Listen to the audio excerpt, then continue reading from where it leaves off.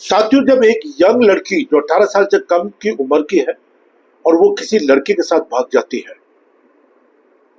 और लड़की के माता पिता पुलिस में कंप्लेन करते हैं और पुलिस एफआईआर दर्ज करती है IPC 3668 and IPC 363 and POCSO 6 may be 3, 4 और व्हाटएवर, राइट। और इस धारा का एक जो सीधी सीधी लाइन है आईपीसी 366A, और वो क्या कहती है मैं आपको बताता हूं।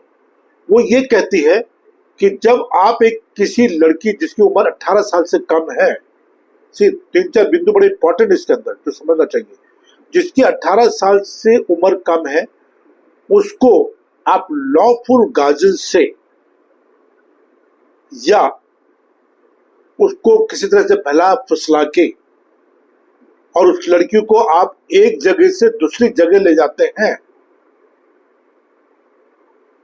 और ये संभावना होती है कि ये लड़की एक दूसरे आदमी के साथ इंटरकोर्स करेगी, सेक्स रिलेशन करेगी या सेक्सुअल रिलेशन करेगी, वो धारा है 366A। तो यहां पे दो चीज की बात हो रही है, एक लड़की को बहलाना फुसलाना, दूसरा लड़की 18 साल से कम हो, और तीसरा उसको एक जगह से दूसरी जगह ले जाना, और चौथा इसमें जो इंग्रेडिएंट्स है वो ये है कि वो लड़की दूसरे इंसान के साथ इंटरकोर्स करेगी, सेक्स करेगी। ये मेन धारा है साथियों।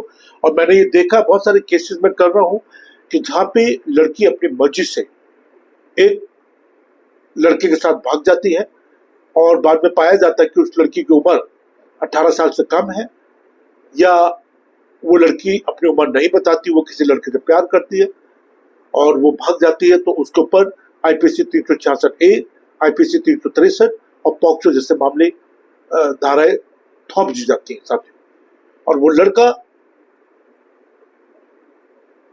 को जेल होती है। और ऐसा देखा गया, और जो बहुत सारे केसेस में कर रहा हूँ, बिलासपुर का मैं एक केस कर रहा हूँ, छत्तीसगढ़ का एक केस कर रहा हूँ मैं, एक पटना केस कर रहा हूँ, जिसमें इसी टाइप के मामला है वो, और उसमें लड़की भाग जाती है लड़के के साथ में और उन लड़कों को 20-20 साल की सजा हो जाती है। अब सजा क्यों होती है? क्योंकि सजा इसलिए हो जाती है साथियों कि जो हमारे अधिवक्तागण हैं या जो आपका डिफेंस कर रहे हैं, जो आपके साक्ष्य हैं, जो आपके वकील हैं, वो अपनी बात को ढंग से माननीय जजेस को समझाने में नाकामयाब हो गए। कोई भी धारा हो, चाहे वो आईपीसी 363 हो, आईपीसी 366 हो, पॉक्सो, कोई भी धारा हो, धारा का एक एक वर्ड बहुत इंपॉर्टेंट होता है। और आपके जो अधिवक्ता हैं उनको बहुत अच्छी तरीके से, क्योंकि अपने आप में बड़ा गंभीर मामला है, तो उनको बहुत अच्छी तरीके से अपनी बात को जजेस को कामयाबी होनी चाहिए। और वो तब होगी जब वो एक गंभीर एडवोकेट होंगे, अच्छे एडवोकेट होंगे, चार्जशीट पढ़ेंगे, आपके मुद्दों पे काम करेंगे, आपके एविडेंस पे काम करेंगे, आपके साक्ष्य पे काम करेंगे। मैं हूं आपका साथी doctor Anthony Raju, advocate supreme court. अब मैं चाहता हूं कि ये चैनल आप जरूर सब्सक्राइब करें, लाइक करें, कमेंट्स करें, बेल बटन दबा कर रखें, क्योंकि मैं बहुत सारी ऐसी जजमेंट जो लैंडमार्क जजमेंट होती है, हाई कोर्ट की, सुप्रीम कोर्ट की, ट्रायल कोर्ट की, वो मैं आपको सिंपल सरल भाषा में आप तक पहुंचाने की कोशिश करता हूँ।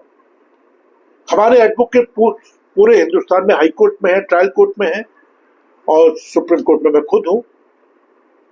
मैं आपकी पूरी मदद करूंगा, चाहे वो एंट्री बेल हो, एंटीसिपेटरी बेल हो, क्वेश्चन हो, और ट्रायल पर रोक लगवानी हो, या अगर आपको सजा हो गई है तो सजा पे रोक लगानी है, क्योंकि ये अपने अपने बड़े गंभीर मामले होते हैं। और अगर आपको मालूम है कि ये मामला झूठा है और इसमें आपको सजा हो जाती है, तो ये आप बिल्कुल मान लीजिए कि कहीं ना कहीं आपकी तरफ से कमी रही है, आप कहीं ना कहीं आपके जो एडवोकेट हो वो अपनी बात को जजेस को समझाने में नाकामयाब हो गए। मेरा नंबर है 9873005424, 9873005424। इस पर आप मुझे कॉल कर सकते हैं, व्हाट्सएप कर सकते हैं, SMS कर सकते हैं, वीडियो कॉल कर सकते हैं। अपनी जो समस्या है, आपकी जो लाचारी है, बेबसी है, वो आप मुझसे डिस्कस कर सकते हैं, चर्चा कर सकते हैं। मेरी पूरी कोशिश रहेगी कि मैं आपकी मदद करूं, मेरी पूरी कोशिश रहेगी कि आपको न्याय मिले। और मैंने कहा है बार बार कि अगर आपने कोई अपराध नहीं करा है तो आपको किसी से डरने की जरूरत नहीं है। अपने साक्ष्य पे काम करें, अपने एविडेंस पे काम करें। और एक बात और जरूर कहना चाहूंगा कि अपने बच्चों को शिक्षित कीजिए, अपराध मुक्त कीजिए, उनकी कार्यशैली पर ध्यान रखिए। जय हिंद, जय भारत।